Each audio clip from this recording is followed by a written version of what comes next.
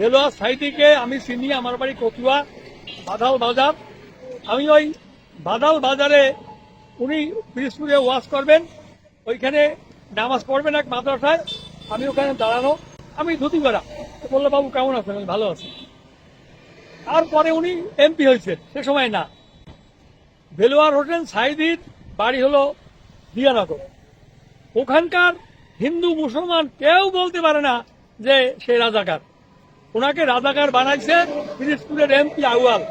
তার সিটকে নিষ্কণ্টক করার জন্য এক লোক, যে লোক, তার এক ভাই আমার বাড়ির পাশে বাস করে, লুটপাট করে 71 সালে সে পলাইছে যে চট্টগ্রাম, তারে ধরে নিয়ে আইছে বাড়ি। সবাই তো বেরোইছে, তোর কি হয়েছে? সেই লোক সাক্ষী দিছে, মজিদ তার নাম, সেই লোক সাক্ষী দিছে দেলোয়ার হোসেন সাইদি রাজাকার। তারে মুক্তিযোদ্ধা বানাইছে, ঘরে টিন লাগাই দিছে, যত রকম কার্ড আছে সব রকম আউয়াল তারে দিছে। দেলোয়ার হোসেন সাইদি একজন ভালো লোক, একটা ভালো এমপি ছিল। ওই এলাকার কোনো হিন্দুরা বলতে পারবে না আমরা কচুয়ার হিন্দু, আমরা তার প্রশংসা করি।